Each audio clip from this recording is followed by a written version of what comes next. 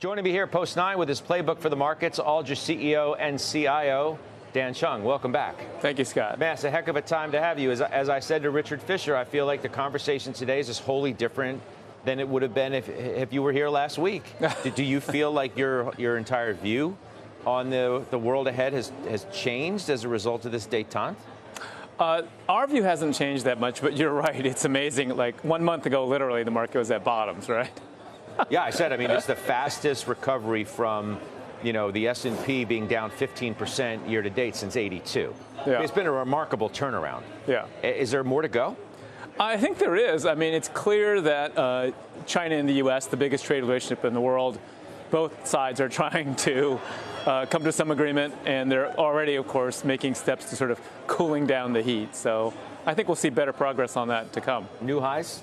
Is that the next stop? Is that realistic to start really thinking about? It is realistic in that first quarter earnings, by the way, were quite strong, about 10% earnings growth on the S&P. So the economy was strong going into this. The earnings confirm that.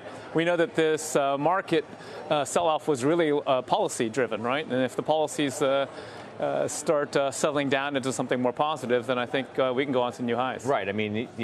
We've said, obviously, I think people would agree, this was a self-inflicted situation.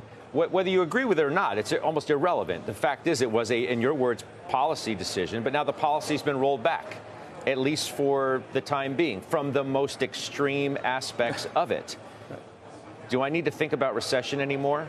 Do I need to think about a more dramatic slowdown of earnings? All these things that I was modeling for until the weekend's headlines? So I think recession, we never really thought it would be in the cards, although many thought recession odds were at their highest in years. We think clearly that there are some fundamental growth trends in AI that reasserted themselves very strongly during the earnings season. Microsoft had an incredible quarter. Most of the AI-driven names had great quarters. That trend is underlying and growing. So meanwhile, the consumer actually stayed relatively strong, and in fact, many in advance of tariff increases, rushed to buy things. And so that actually resulted in a little bit of unexpected strength even in the consumer. Is that where you're advising your clients to stay towards the upper ends of the AI trade, the mega caps? I certainly think that there's an opportunity here in the mega caps and in the AI trade.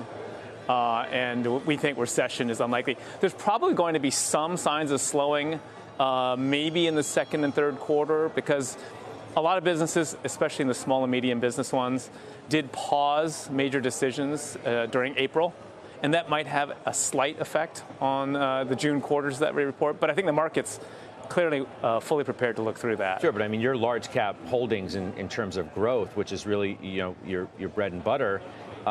It's how we talk to Ankur Crawford when right. She's here, right? NVIDIA, Amazon, Microsoft, Netflix, Broadcom, Meta, Apple. Those stocks that have had such a dramatic comeback, can they still outperform?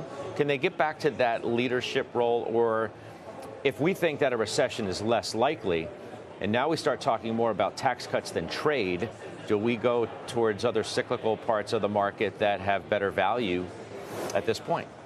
That's a great question. I think one thing to be cognizant of is the tech sector is very special in the U.S. It's driven a huge part of the earnings growth in the S&P over the last decade. And we don't really see any fundamental trends that would derail that to cause a major shift into other sectors. So while I think other sectors are going to do well, today we saw some interesting news in the solar industry. Nevertheless, tech is powering the new economy. Tech is powering AI. Tech is powering e-commerce. And so I think there are still opportunities. A lot of the stocks like Amazon are still well below their highs.